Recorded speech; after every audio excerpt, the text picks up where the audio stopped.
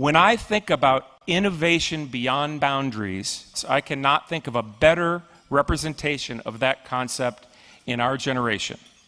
Please join me in welcoming Elon Musk and ISS Program Manager Kirk Shireman to the stage.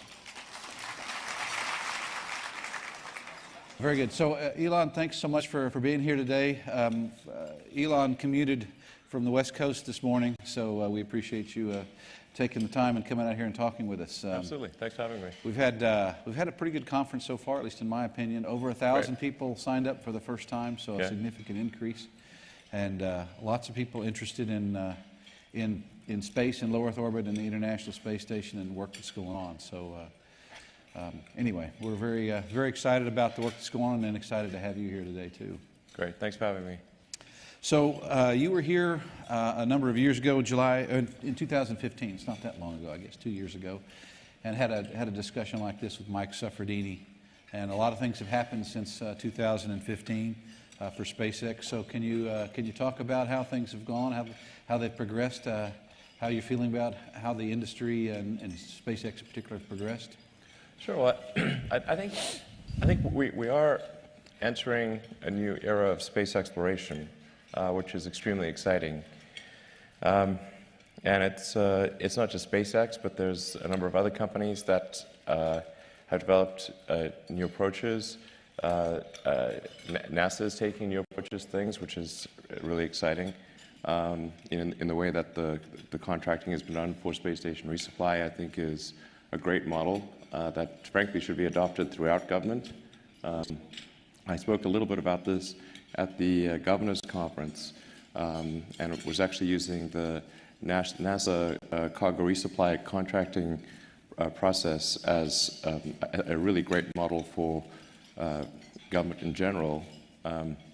It's where you have two competitors, fixed price, milestone based, where the milestones are primarily hardware-oriented, and then if one of the two companies that's competing does not reach their milestones, then the remainder of the milestones are competed to another company, and that's what happened with cargo resupply. It started off with SpaceX and Kistler. Kistler made some progress, but wasn't going to get across the finishing line, and then Orbital Sciences was competed for the second slot, and they did get across the finishing line, and now both SpaceX and Orbital are providing NASA with cargo services to the space station. And having that competitive dynamic is I think, just a very powerful function for getting a great outcome for the NASA as the customer. And I think that's just that was a great model, really well executed, and to the degree that's applicable in other areas of NASA or the government, I think there's the potential for revolutionary progress on that front. So from a technical standpoint, the biggest thing that's happened in the last couple of years, which I'm really excited about and I think makes a difference for access to space, is the landing of the Falcon 9 rocket booster, and then yeah.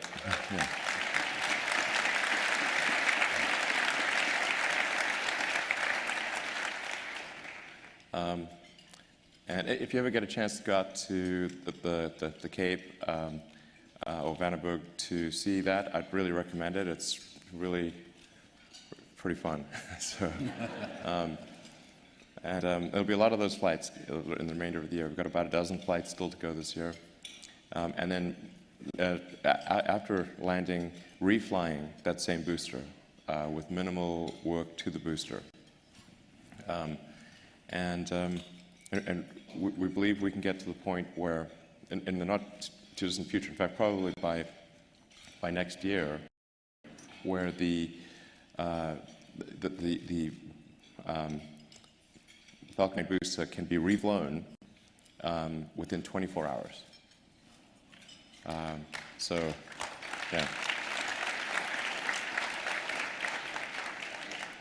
And the key to that is that all you do is inspections, and no hardware is changed, not even the paint.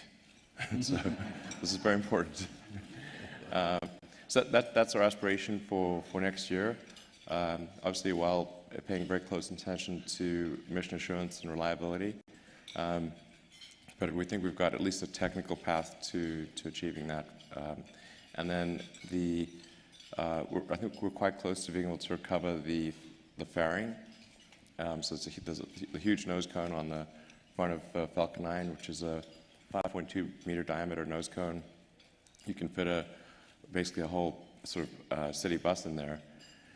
And that fairing alone, with all of its systems and the acoustic damping and qualification, all that, and the separation system, that's about a $5 or $6 million piece of equipment. And the analogy I use with my team is like, guys, imagine we had, $6 million in a pallet of cash, and that was, $6 million falling through the sky, and would we try to catch it?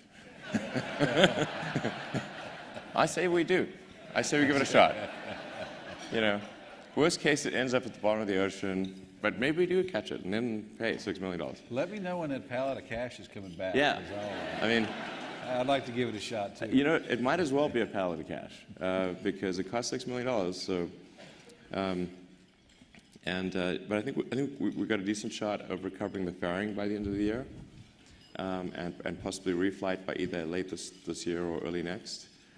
And that just leaves the upper stage of the rocket. Upper stage is about 20% of the cost of the mission. So if we get boost stage and fairing, we're around 80% reusable.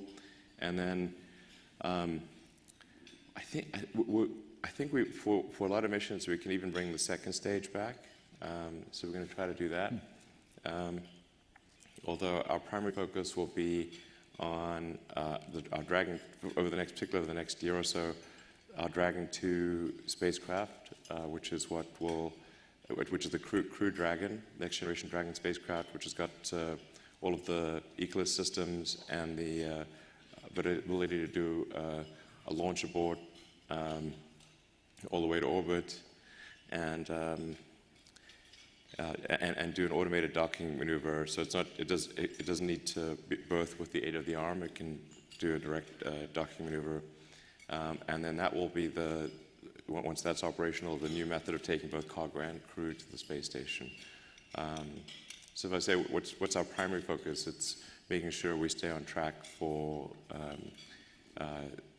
getting crew to station, as we promised NASA around the middle of next year. It's going to be real exciting. I think it's going to be great for getting the public fired up. That's really... It's been a while since we launched astronauts from U.S. soil, so yeah. we're all looking forward to that. Yeah. And I'd just like to thank people at NASA for giving SpaceX a chance to do this, and just want a word of appreciation for the working relationship with NASA, which is great. In fact, I told the governors last week that for a long time my password was "I love NASA." That is actually true.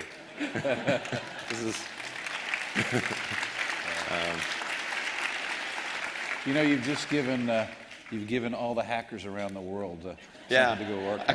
Hopefully, I don't have like some old email account somewhere still with that. Yep. It's like, I better change this. People are going to cotton on.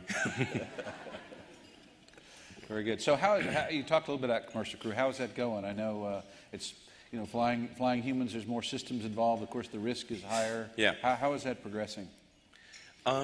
It's been way more difficult than cargo for sure. Yeah. I mean, as soon as sort of people enter the picture, it's really a giant step up in making sure things go right, and for sure the oversight from NASA is much tougher. It was not that it wasn't tough with cargo, but it's really intense for crew. So coming from the right motivations, but yeah, it's it can be a bit tough on my guys, women men of SpaceX, but I know where it's coming from. It's the right motivation, and there'll be some debates, going into next year about some of the detailed technical detail. Right? But I think we really want to do everything humanly possible to make sure it goes well, and triple check everything, and overall I think it's going really well. There's getting like these little small technical bones of contention, which but we're working through those. We're engineers. We live for that. Exactly. We live for that. And some of these things are really like esoteric. I mean, unless somebody's really in the weeds on rocket and spacecraft design, it will just sound like you're talking Greek, but ancient Greek, But but there's, I think it's good to have these debates, and overall, I'm confident that it's going to be a system that NASA feels good about, and SpaceX feels good about, and look forward to continuing the partnership into next year and doing a great job for NASA. Excellent, thank you. And of course, we're looking forward to it. We're excited about it, and as you mentioned, NASA's working hard with you. Yep. On oh that. Yeah. And we're also all down in the weeds on those technical details. Yeah. I'm sure you know. Yep. Let's see. Literally down to the little bolt, to the little thing. Oh yeah. Sure. Where's Gerst? Gerst is here somewhere. That's Gerst's gravy too. Gerst, if you can't have a dry lube bolt pitch discussion with Gerst, it's not a good day. Chris and I have many sort of in the weeds technical discussions. I love talking to Gerst. One of my favorite people in the world, actually. So, yeah. There you go.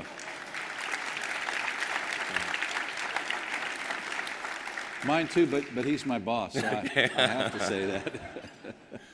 Let's see. So we talked a little bit about commercial crew. We have cargo supply, resupply 1, Yep. which you have the Yep. Dragon, which of course Dragon 1, which is berthed, and in fact you've done a reflight recently with the Dragon. Yeah. Thanks for bringing that up. Because that's kind of important. Yes, it is. And again, thanks for the NASA support on that.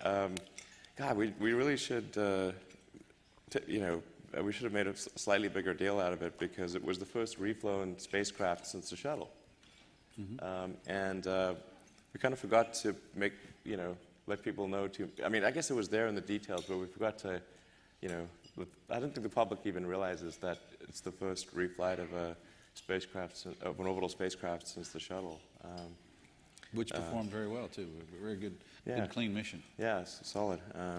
That was a case where I should, in full disclosure, say that it cost us almost as much in fact, probably about as much, maybe more, to reflow. We're not negotiating a contract here. No, I know. I'm just being totally honest here. The SpaceX internal accounting said that it costs us almost as much as building a Dragon 1 from scratch. I suspect our internal accounting was probably wasn't counting good things.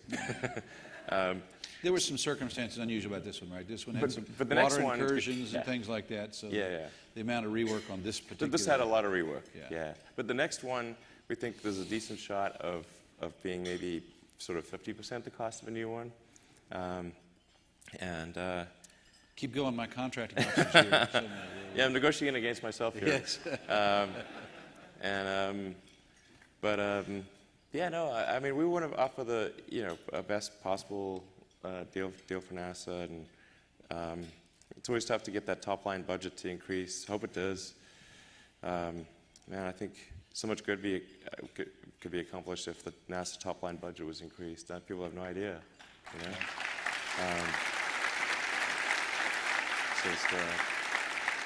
So talk a little bit. So we talked about CRS-1 and berthing in CRS-2. Yeah. Or we talk about commercial crew. CRS-2, the Dragon is going to its cargo Dragon.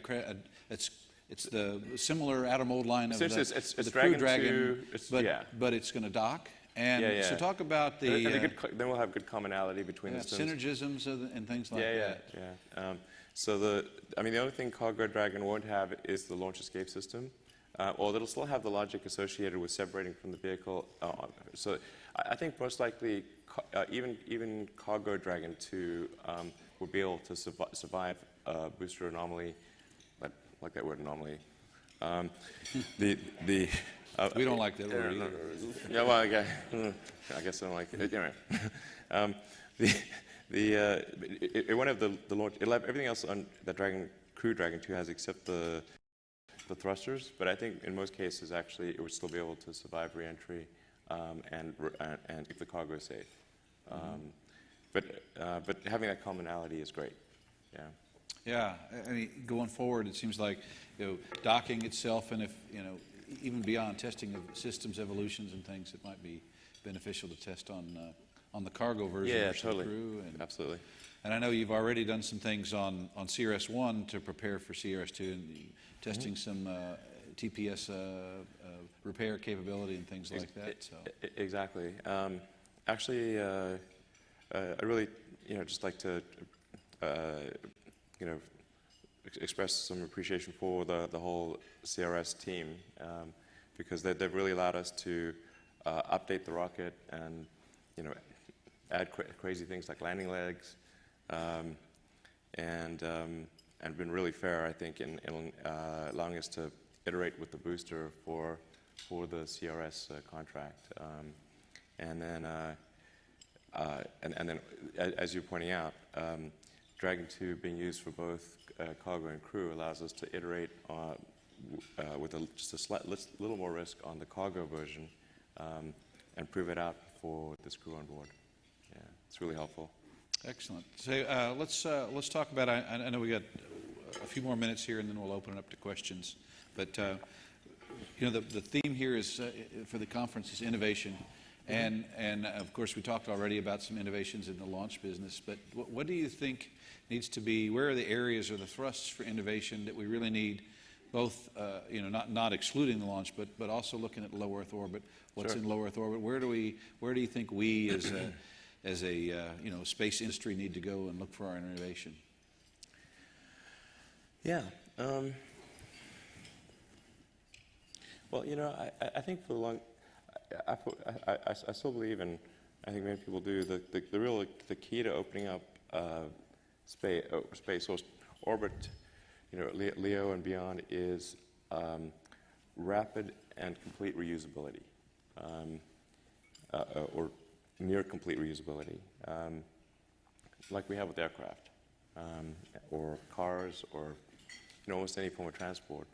Now it's super hard with space because this, we live on a planet with pretty high gravity, so this would be pretty easy if we were on Mars or something like that.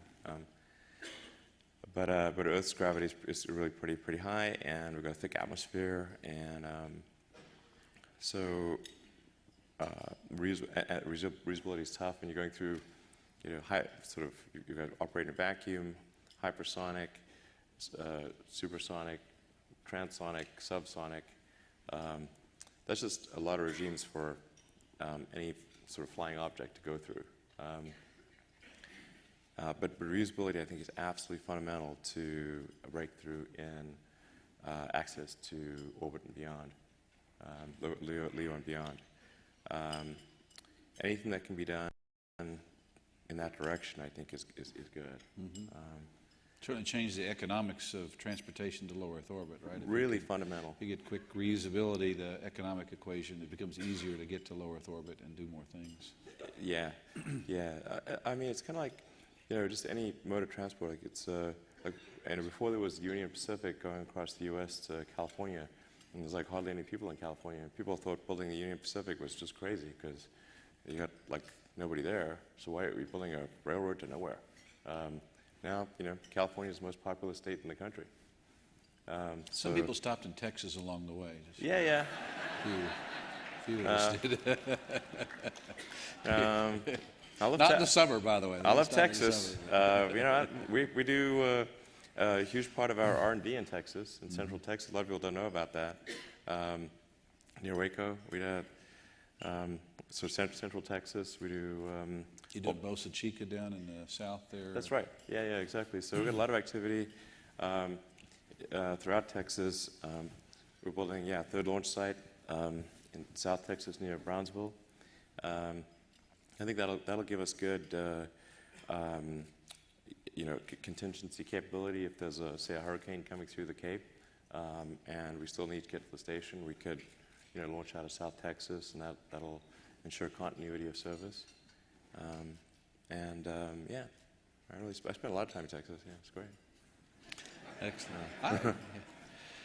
All right, traffic's not as bad as in Southern California. Oh man, so that's the biggest issue with Southern California: traffic hell. I mean, it's just like which level of hell are you in? It's just like, if you're in hell. Yeah, Washington's trying to catch up. But this is. We're digging a tunnel. I don't know if you heard about that. Yeah. Yeah. So it's like the tunnel starts right across from SpaceX HQ. So if you're ever out and you want to see our tunnel, as long as you promise not to close it in after I get in. No problem. We're digging the tunnel, and it's kind of like I don't know. It's like actually, oddly enough, it's like a little low stress activity because like everyone expects it to fail, the sort of grown-worthy joke that I make about tunnels is that they have low expectations. There's nowhere to go but down. Yes. I can keep going. Wow. That makes sense. You're involved in space. You're involved in tunnels. You kind of cover the gamut. They used to call me Internet Guy when I started off in space. Hey, this is Internet Guy. He was in space. He's obviously going to fail. So then they stopped saying Internet Guy. I think that's going to say Transport Guy. He's a transport guy. So, speaking of transports, so today ISS is up there, and really the conference is focused a lot on some of the research and development that's going on there, and commercialization too, by the way. But and commercialization, at least NASA's strategy is commercialization will be fostered on ISS, and then at some point in the future, ISS will go away, and we expect. We hope for a vibrant low Earth orbit economy at that point in time. That's cool. And I'm kind of curious what you see in terms of SpaceX and your transportation relative to that economy. What's next for commercial crew after ISS? Sure. Well, first of all, I don't think the public realizes how cool ISS is. That is an awesome thing that's up there. I talked to a lot of people that, first of all, some people don't realize we have a space station. Like, you can't be serious. We have a gigantic space station. It's huge. It's really gigantic. It's a pretty incredible structure that we have orbiting the Earth. And I think I'd recommend, we've got to do something to educate the public about the awesomeness of the space station, because it is pretty amazing. And big. Like, people just lose sight of, they think, oh, there's a little thing. No, it's big. It's real big. So now it's finally getting into sort of real operational use. That's great. It's like an amazing technological achievement. So, but then, I think in terms of low Earth orbit stuff, on the commercial side, I think there's a lot of opportunities in kind of a global internet capability, so providing internet to parts of the world that either don't have it or where it's very expensive and not very good. So the space is really good for providing internet connectivity for sparsely populated or low populated regions. So it's not really a threat to telcos. It's actually going to make telcos' lives easier, because there are a lot of customers that are very hard to serve, where digging a fiber cable for 2 miles, they'll never pay off the investment to get to one house type of thing. Mm-hmm. But But from space, you can really serve those customers at economically sensible rates. There's Earth observation. You're getting better understanding of crops and climate and natural any natural disaster information.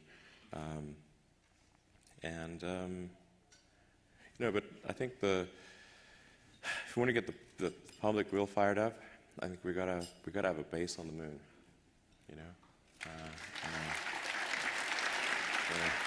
It's like that would be pretty cool. And then going beyond that, getting people to Mars. Yeah, certainly sending people further than we've ever sent them before, I think, is captivating for the people. So yeah, exactly. It's captivating for me. I know that. So. Yeah, exactly. Just having some permanent presence on another heavenly body, which would be the kind of the moon base, and then getting people to Mars and beyond. That's sort of that's the continuance of the dream of Apollo that I think people are really looking for. Yeah. Excellent. This might be a good time to go ahead and open it up for a few questions from the audience. They're on the side. I think microphones on the side. I can't tell if people are. I don't know. Yeah, the lights are so bright; it's hard to tell. I know this is a risk asking people to ask questions, but any questions? Looks like there's a few people lined up over here. So, go ahead. Hi, Elon, over here from the UK. Pleasure to ask a question to you. My question is, how are you managing the risks associated with the Falcon Heavy, and particularly the recently announced private launch around the moon? Thank you for your time. Sure. First of all, I should say Falcon Heavy, that requires the simultaneous ignition of 27 orbit-class engines. This is like, a lot that could go wrong there. I encourage people to come down to the Cape and see the first Falcon Heavy mission. It's guaranteed to be exciting.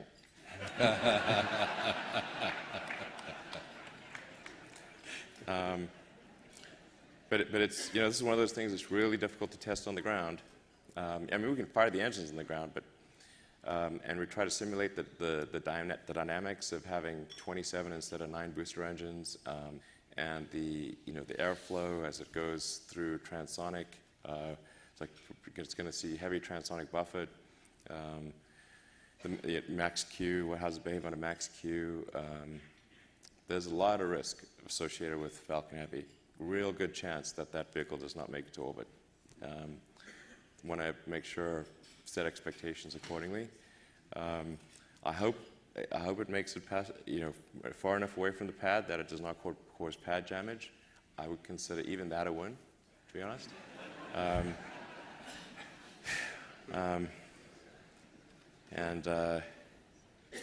Yeah.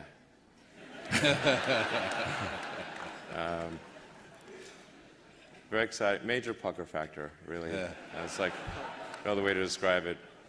That dwindles the amount of people who want to ride on that the first time. Yeah. Well, it gets a smaller cat. There's still people. Full disclosure here, man. Full disclosure. I think Falcon Heavy is going to be a great vehicle. Just like so much that's really impossible to test on the ground, and we'll do our best. It actually ended up being way harder to do Falcon Heavy than we thought, because at first it sounds real easy. You just stick 2 first stages on as strap-on boosters. Man, how hard can that be? But then everything changes. All the loads change. Aerodynamics totally change. You've tripled the vibration and acoustics. So if you sort of break the qual levels on so much of the hardware, the amount of load you're putting through that center core is crazy, because you got 2 super powerful boosters also shoving that center core, and it's like, so we had to redesign the whole center core airframe. It's not like the Falcon 9 because it's got to take so much load. Then you got the separation systems, And yeah, it just ended up being really way more difficult than we originally thought. We were pretty naive about that. But the nice thing is, it's yeah, when if fully optimized, it's about 2.5 times the payload capability of a Falcon 9. So it's well over 100,000 pounds to LEO payload capability. 50 tons, could even get up to a little higher than that if optimized. And then the nice thing is that it does have the throw capability to toss a Dragon 2 in a loop around the moon. And then Dragon 2 itself, the heat shield is designed with a huge amount of margin. So it's got enough margin to handle lunar reentry. And particularly if we do initial velocity scrub, do sort of at least one pass to scrub velocity, then come in on the second pass. Yeah, but no question, whoever's on the first flight, they're brave. Yes. Brave. Let's go over here to this side here. Is there a question from over here? Hey, Elon. Ted Tagami with an educational company called Magnitude.io. I had the good fortune of meeting you back in September, watching your 5 sons launch their own rockets, Black Rock Desert. Oh, yeah, cool. Yeah. That was fun. And since then, we've actually had the great fortune of sending students' payloads up to the International Space Station. And we're now working with CASIS to extend that. We'd like 50 million students to get on the International Space Station, their experiments on the space station by 2014. Okay. So my question to you is more about the innovations in education and your thoughts. That same year that I met you and your sons, you announced Ad Astra. Oh, yeah. And before the advent of Neural Lace gets fully implemented, what are your thoughts on the innovations in education today? Thank you. Just thoughts on education. I think there's maybe there are definitely some good schools out there, but I think some of the mistakes, at least in my opinion, that I see being made in education is that the teachers do not explain why kids are being taught a subject. Just sort of get dumped into math and like, well, why are you learning math? What's the point of this? This seems like some, for some people, like maybe it's, I don't know why I'm being asked to do these strange problems. But the why of things is extremely important, because our brain has evolved to not to discard information that it thinks has no relevance. So then, if on the one hand you're being asked to memorize or learn, say, formulas, but you do not know why this is the case, then you have this cognitive dissonance of it seems irrelevant, but I'm being told to remember it, so I'll be punished. so I better remember it. So the why of things is very important, and then being able to, and then picking kind of a problem, and then using various educational tools to solve that problem, like using math or physics or economics to solve that problem, is far more engaging than teaching the tools. It's the difference between if you say, well, we're going to take apart this engine and see how it works and put it back together again.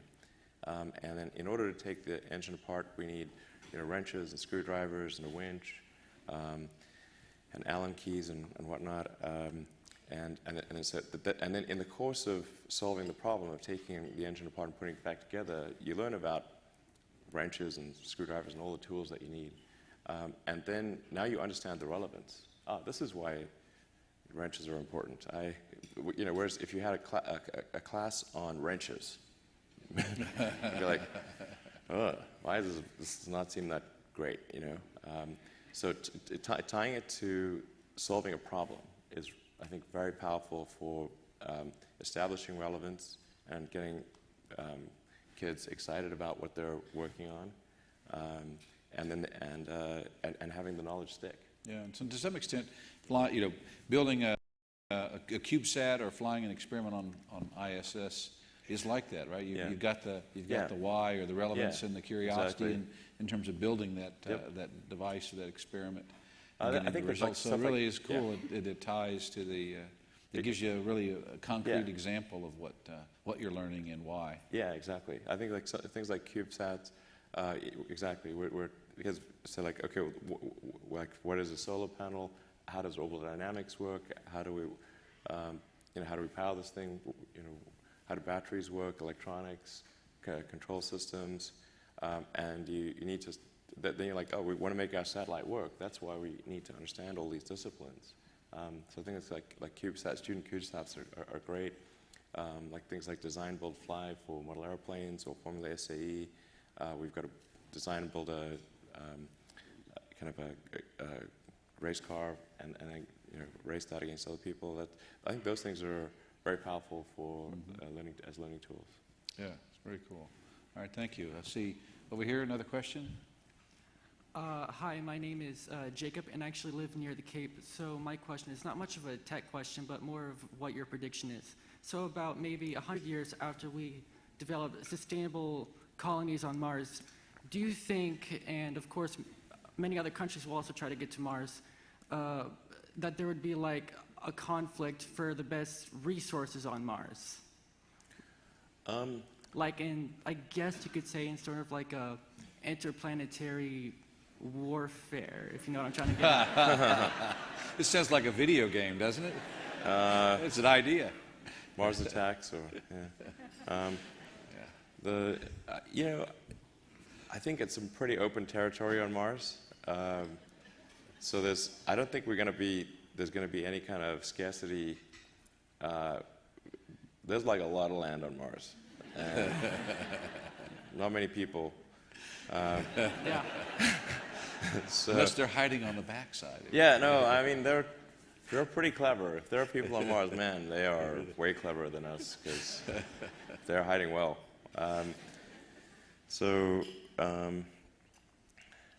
There's plenty of land on Mars. The history of human civilization does contain a lot of war, so I don't think we go to Mars and that be war-free forever. But there's certainly not going to be a resource-based conflict due to scarcity of resources on Mars. I think we're going to go to Mars as a multinational effort too, right? So it's not one country going and another country going and then they're fighting over wars. I think it's countries going together, and so I think we're more likely to be peaceful in that scenario as well. Yeah, but I'd actually advocate for.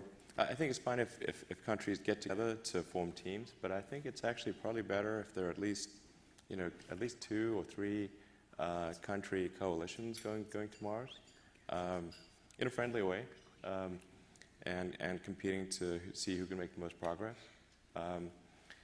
If you look at, like, say, the Olympics, it would be pretty boring if everyone just linked arms and crossed the finishing line at the same time. Friendly. But it would, not be More like the opening ceremonies, I guess. Yeah, exactly. Yeah. I think friendly competition is a good thing. Yeah. Very good. Well, I think NASA wants to be part of one of those coalitions with the United States, and so I know we're actually trying to build such a coalition now. Let's see, from over here, another question.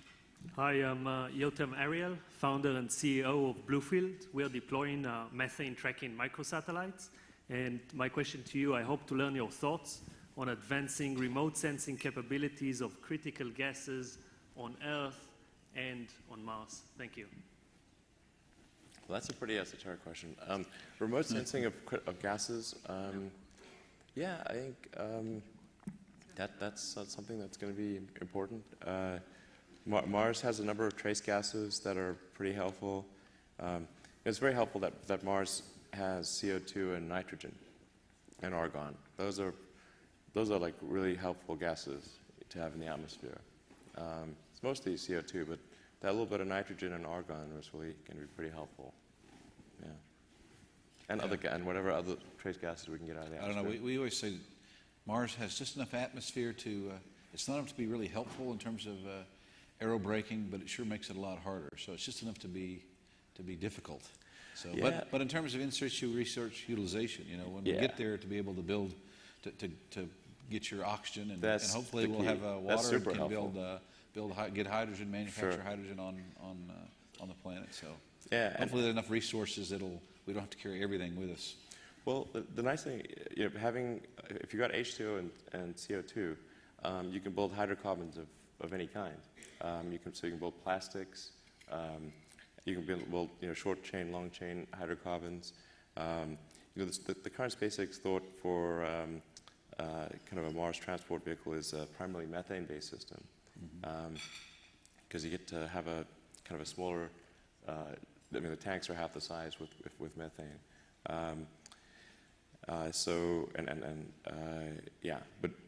And Mars with a CO2 atmosphere and a lot of water ice is great for that. Going beyond Mars, I think there's a lot of merit for hydrogen, because then you only need water. That's also our current thinking on that front.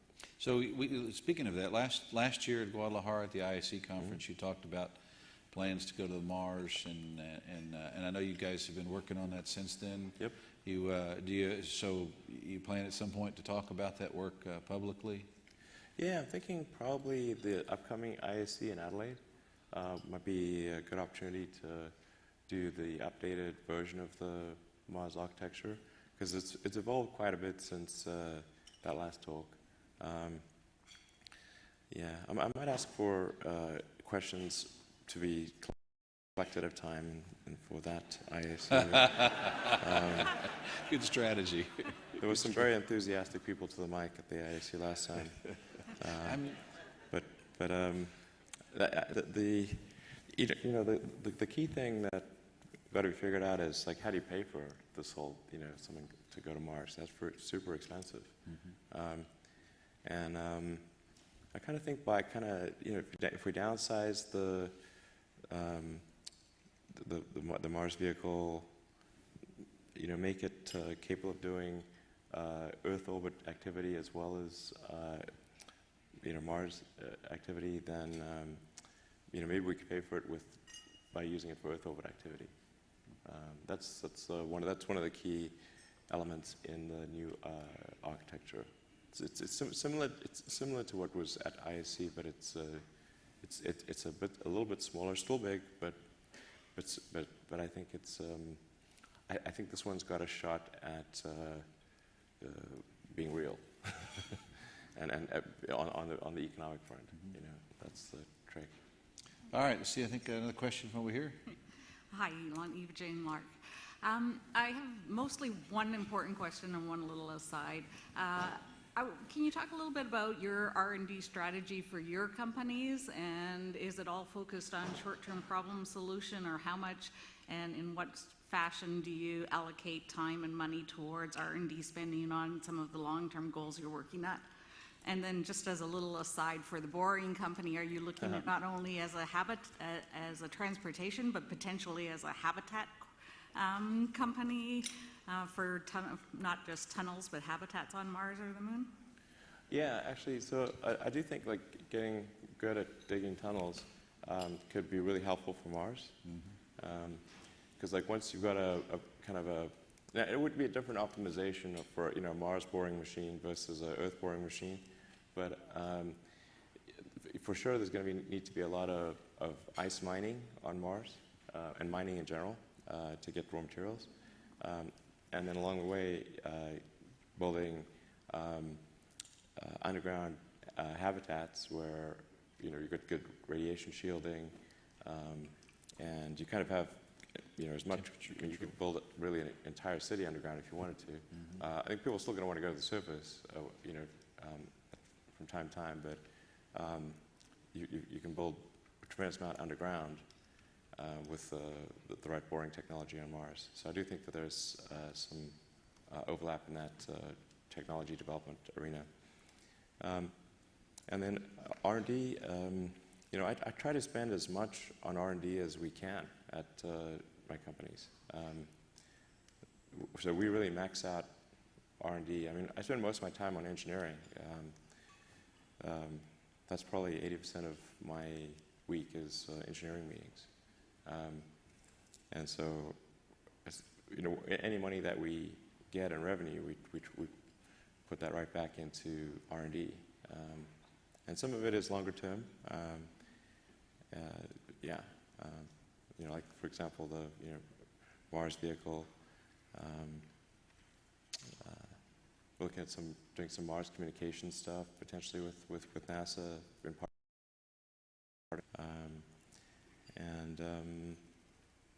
Yeah, but I'm super pro R&D. It's like engineering is my most fun thing, so try to dial that to the max. Over here. Hi, my name is Chris LaFleur. I work for Congress for Representative John Conyers.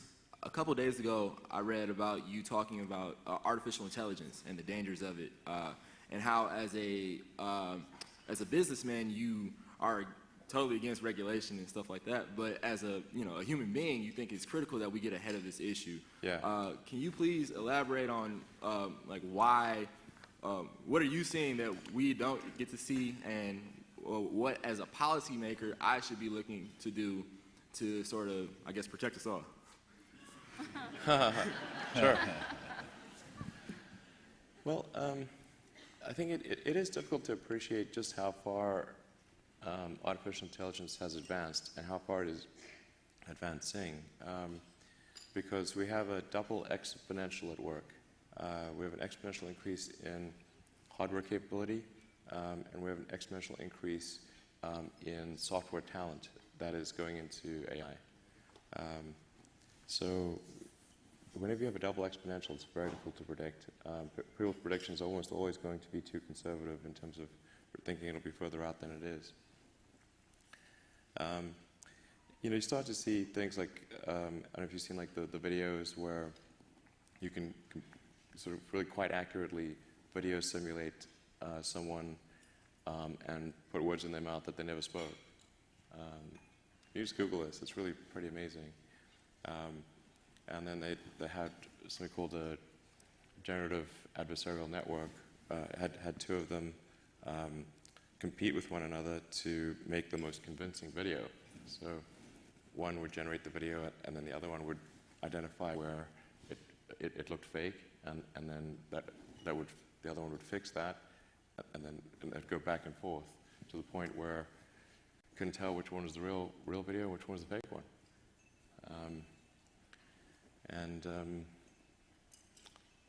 Obviously there have been some very public things like the defeat of AlphaGo, or defeat of Go by AlphaGo, the world's best Go champion. People thought defeating Go was either never or 20 years away. That was the world's best Go player was defeated. And now that same AlphaGo system can defeat the top 50 players simultaneously with 0% of chance of them winning. Yep. And that's 1 year later. So the degrees of freedom to which artificial intelligence is able to apply itself are really increasing, I think, by 10 orders of magnitude a year. That's really crazy.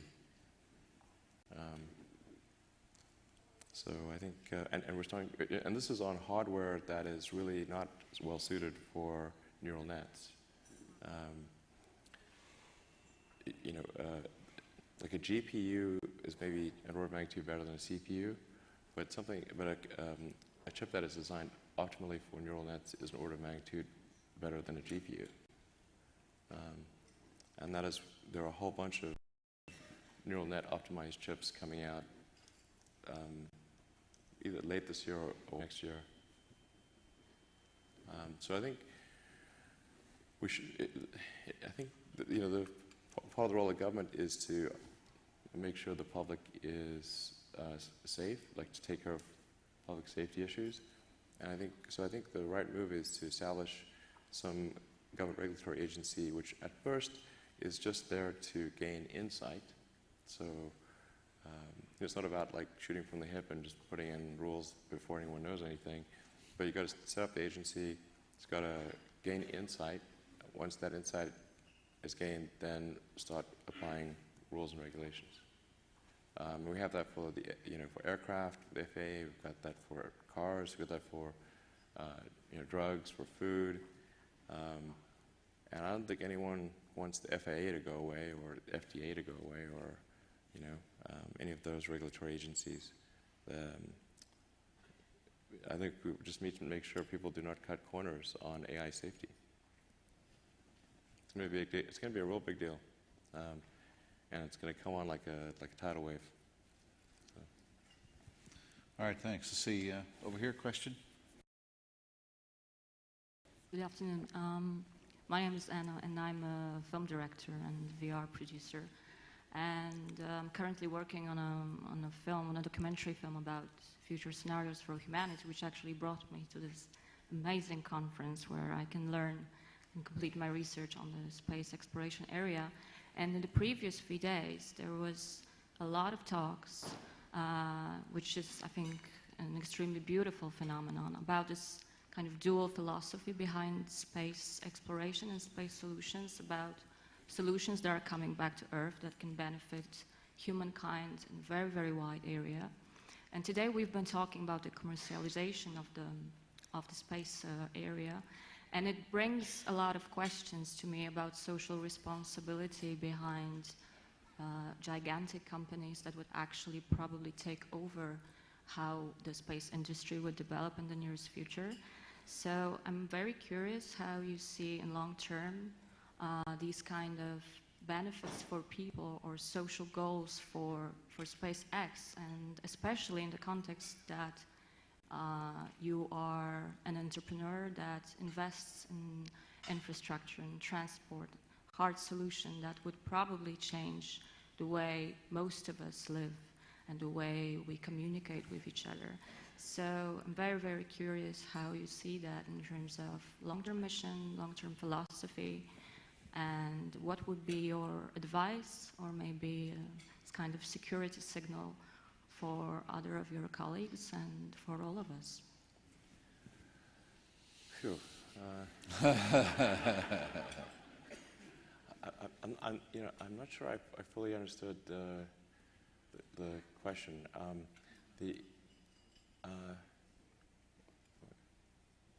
Or the answer. But yes, I think mainly about long-term benefits from the R&D endeavors that your companies would conduct that could actually be also not only building a service that can be useful for business or for people, but also benefit societies in a wider context, and also knowing that it will probably, the commercial industry in space would probably develop very quickly and it will grow. How do you see the social responsibility of the companies who actually do that, and where are the limits of what can be done, what should be done? The same way as you think about, for example, open AI mission in the area of AI development. So could be translated into space industry endeavors? Well, I think there's a pretty big social benefit or civilizational benefit to being a multi-planet civilization. That dramatically increases the probable lifespan of human civilization if we are a multi-planet species versus a single-planet species. But sometimes that is misinterpreted as, well, shouldn't we just focus everything on Earth? It's like, well, but we should focus almost everything on Earth, but I think there should be maybe 1% or 2% of our resources that are applied to making life multiplanetary, because there are certain irreducible risks on Earth. It's possible in the future that there's some global war that knocks us back many levels of technology. Certainly if it was a major nuclear war, it would. There's just so the general decay of societies over time. We see this throughout history. If you look at ancient Egypt or ancient Rome, they had reached peak technology levels, and then for reasons that aren't obvious, just declined. So I think just being a multi-planet civilization, having human bases throughout the solar system, I think, first of all, I think that's very exciting and inspiring, and there need to be things that are exciting and inspiring and make you look forward to waking up in the morning. It's like, yay, the future is exciting. This is underappreciated. you know, like tunnels. Sorry, it's like, all right.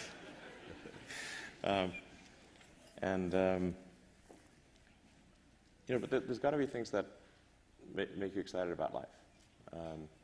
Like, you know, it can't just be problem solving, you know, one sort of miserable problem after another. It's got to be like, I'm fired up about the future, and here's why. You know, and space is one of those things that does that for people all around the world. You know, when Apollo 11, you know, when they landed on the moon, I mean, that was something for all of humanity. It really was. You know, and people would, you know, if there's like one TV for 50 miles around, people would walk. You know, they'd walk 50 miles just to go find that one TV to watch it happen. So, you know, sometimes people think, well, what about the poor nations of the world? They're like, you know what? It inspires them too. You know, we need things like that.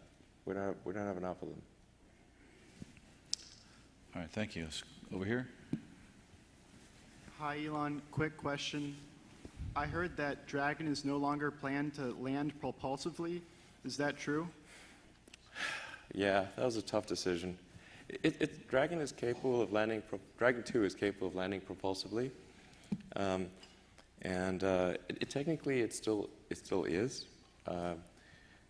Although you'd have to land it on some pretty soft landing pad because we've deleted the little legs that pop out of the heat shield.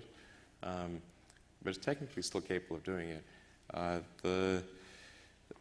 The reason we decided not to pursue that heavily is it would have taken a tremendous amount of effort to qualify that for safety, particularly for crew transport. And then there was a time when I thought that the Dragon approach to landing on Mars, we've got a base heat shield and side-mounted thrusters would be the right way to land on Mars. But now I'm pretty confident that is not the right way, and that there's a far better approach.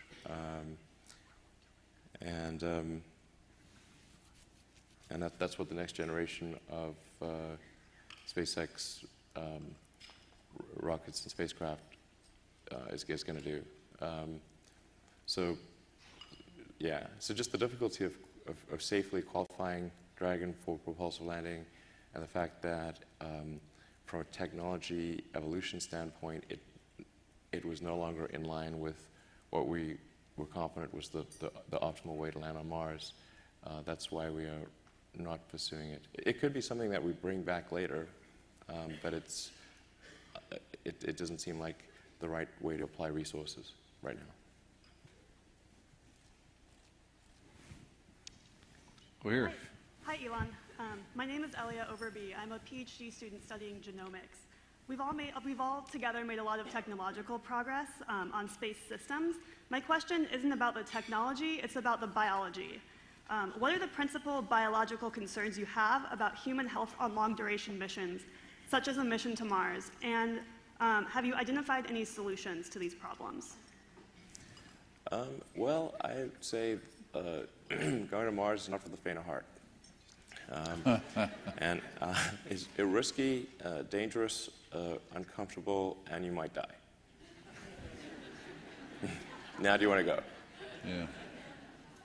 Yeah. You know, and for a lot of people, the answer is going to be hell no, and for some, it's going to be hell yes. But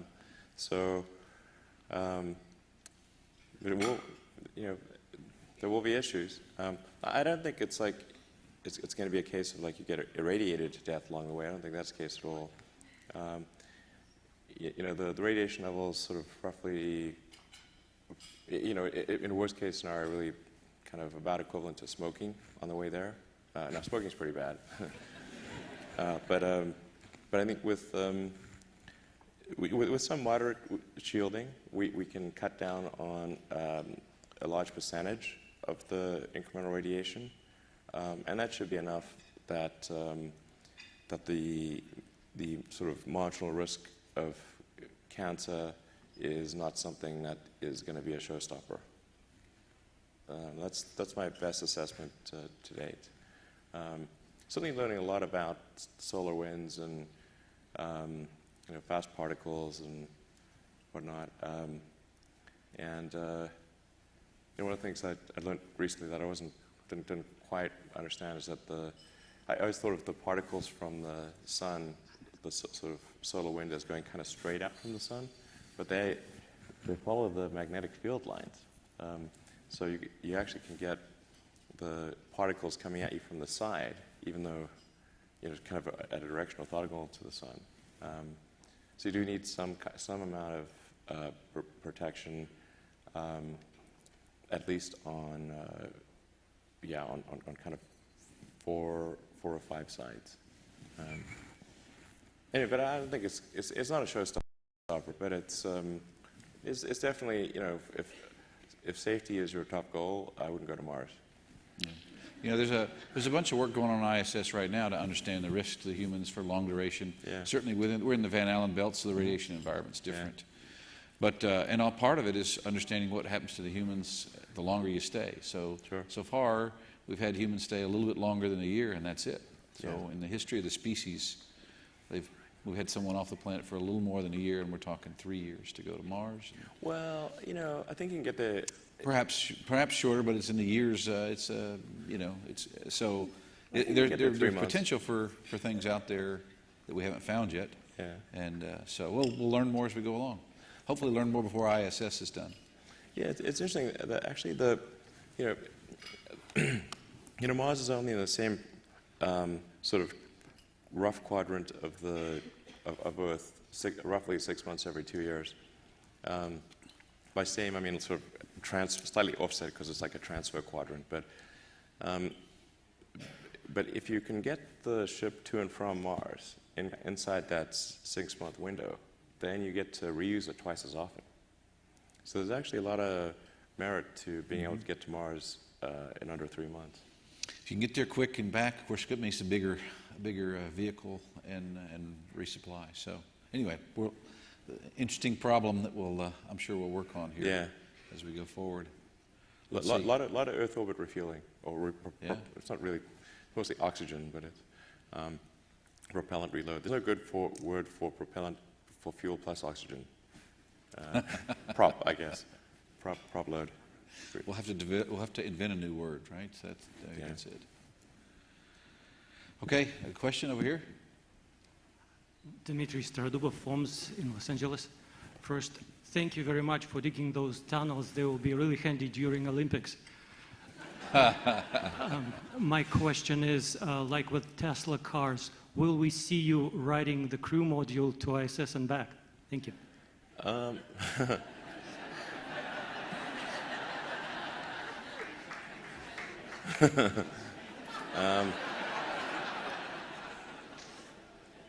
I would like to at some point. I would like to. I think, assuming things work out, I'd like to, maybe 3 or 4 years, something. It'd be great.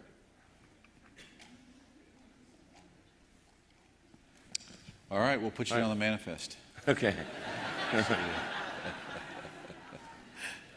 Next question over here. Hello, I'm Anna Sofia Bagyurayev, and I have kind of a follow-up on the biology question from before. It is one thing to say, obviously, it's not going to be a safe experience to go to Mars, but there are some technologies essential, especially if we're looking to putting humans there permanently, that are going to have to be developed with biological capabilities. Speaking of like flight suits, habitats, eventual artificial biospheres for people to live in. Do you see your company playing a part in the development of those technologies? Do you see biology having a place in SpaceX's work, or will that be outsourced to other unrelated companies? Hey, and before you answer, you should know that Anna Sophia over here won a Genes in Space competition and flew on a SpaceX Dragon. Anna Sophia, was that SpaceX 10? When was that? 8. SpaceX 8. So,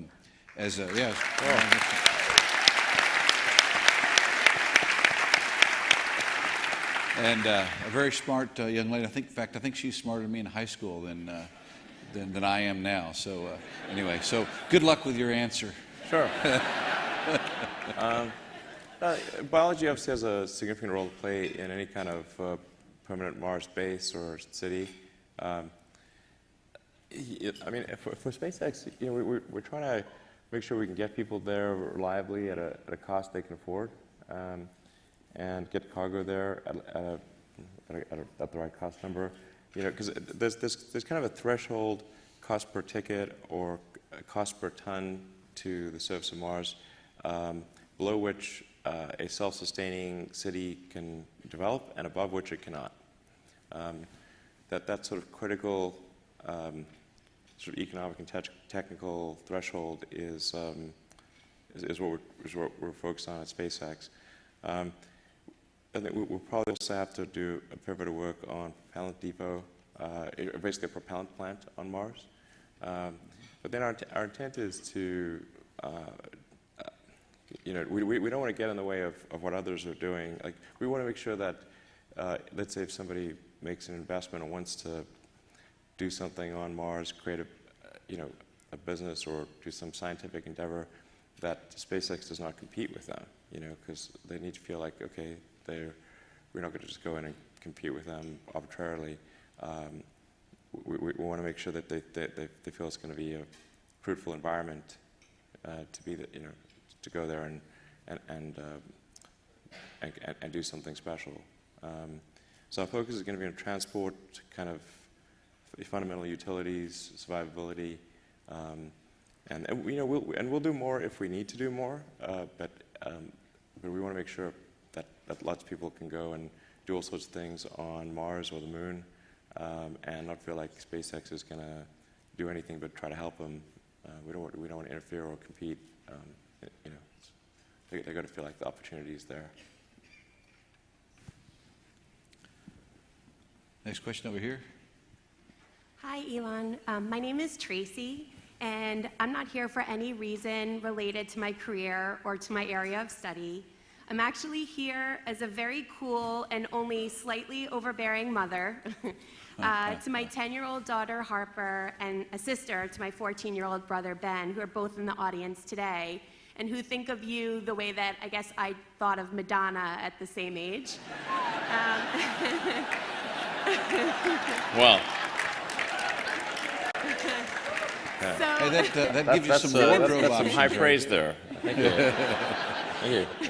In the spirit of that, I wanted to get your advice for dance. two kids who are very interested in space and engineering and entrepreneurism. Thank you. I'm sorry. Space, engineering, and entrepreneurialism. What's your advice? For What's your advice? Yeah, well, there's a lot of technical problems to solve. So I guess if we sort of, start studying kind of engineering and physics and biosciences and that kind of thing would be the way to go. There are going to be a lot of problems to solve to make a city work on Mars. We were thinking of, just as sort of a semi-joke, putting a job description on our website for urban planner in brackets Mars. There's going to be just a tremendous amount of problems to solve. There's just a lot of building and problem solving.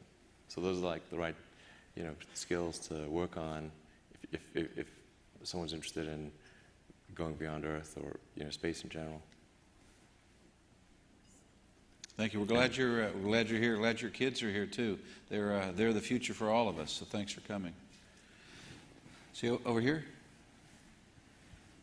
Hi, my name is Gerard Valle, NASA Johnson Space Center, and my question is: in your quest to colonize Mars, do you foresee utilizing expandable spacecraft modules as a stepping stone, or even a final utilization? Well, I think there's definitely going to be inflatable things on Mars itself. In the journey there might be some amount of inflatable, but we're not currently baselining that. But on Mars itself, I think there'd be quite a lot. Yeah. Okay, thank you. Inflatable and perhaps just building it with the materials that's already present. Yeah, exactly. Local materials are key. You don't have to carry it with you. Yeah, tunnels. Tunnels. You got to get that tunnel, that boring machine there, though. That's going to be. Well, right now the Earth ones are really heavy, like really heavy. Right. Well, they're not built by aerospace engineers. No. You're not worried about weight for an Earth tunneling machine. You actually want one that's nice and heavy. But for a Mars one, you'd have to redesign it to be super light. That's a tricky one. And then just taking into account the different conditions on Mars and everything. Yeah. So, yeah. It's interesting, the Curiosity rover and the tires being chewed up by the sharpness of the dirt, of the gravel there. It's a very foreign environment to us, and even in very subtle ways. So. Yeah. Let's see. Next question over here. Hi, Alan. My name is Prafula Chandra. I'm a regenerative medicine scientist from Wake Forest University. My question is regarding your company Neuralink that makes brain-machine interfaces. So what do you think this technology, how is it useful for humans when they go into low Earth orbits or even deep space explorations? And do you have any plans in that direction? Well, the reason I wanted to create Neuralink was primarily as an offset to the existential risk associated with artificial intelligence. I think human intelligence will we'll not be able to beat AI. So then, as the saying goes, if you can't beat him, join him, kind of thing. So I think having basically finding a way to link, human will en masse to the outcome of AI. Having AI be an extension of individual human will, that's really the point of Neuralink. Now, along the way, I think there'll be a lot of good that's achieved in addressing any brain damage that's as a result of a stroke or a lesion or something congenital, or just loss of memory when you get old, that kind of thing. That'll happen well before it becomes a sort of brain AI symbiote situation. So you'll see it coming. It won't happen all of a sudden. But yeah, I do think it increases the long-term relevance of human exploration. I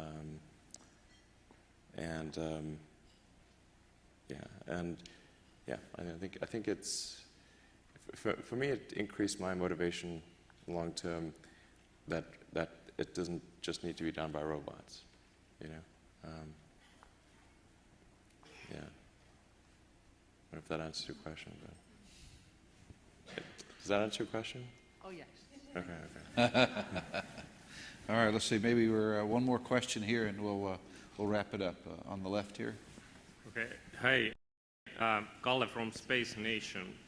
As we are building the first global astronaut training program for everyone, my question relates what you earlier said to about the International Space Station and how it's a shame that it's not better known around the world, as probably compared, for example, the shuttle program. So, and thinking that in the future we need thousands and more space pioneers, so how do you see the significance of this public engagement, and especially in the time where we have more and more tools to do that? And do you have specific plans on that, and how you see that affecting, accelerating, or does it have that kind of effect for the whole humanity's transition to space and the new space era? Sure. Well, I think just getting more human spaceflight is going to automatically engage the public. As you point out, with the space shuttle, there was a lot more engagement when the space shuttle was launching. I think if the public sees some path, even if it's long term, where they themselves may be able to go to orbit or beyond, or to the moon or Mars, I think their interest level increases dramatically. And it may not be even that they want to go, but they have a son or a daughter or a brother or a friend that really wants to do it, and so they want to support their friends and family in that ambition. But it really needs to be something ultimately that looks like it's going to be accessible to a large number of people. and then I think we'll get a large number of people engaged. And one of the things about engagement too, I think for the U.S. anyway, will be we having people launch from the United States. So Yeah, absolutely. I can't tell you how many people around the world have said, oh, you guys are still flying. Well, absolutely, we never stopped flying. Yeah. We've had people living on board ISS, for almost 17 years. And but they don't see the smoke in the fire, right? Yeah, they see that. They exactly. say they turn on the TV and there's a shuttle going and it's got 7 people on board and they see it. And nowadays, at least in the U.S., it's half a world away. Yeah. So here in a week from Friday, we'll be launching 3 people. Yep. But it doesn't feel the same as if it was happening in our backyard in Florida. Absolutely. So we're looking forward to that happening very soon here in the U.S. And we wish you the best of luck. Thank you. Thanks very much for being here today. Thanks for joining the conference.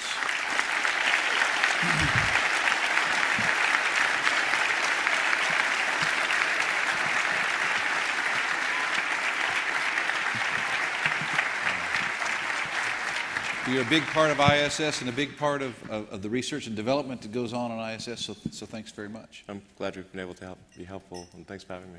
Yeah. I'd like just to extend my thanks also for a incredibly insightful and frank discussion that you guys have had with the group, so we really, truly appreciate it. And tunnels are cool, too. So,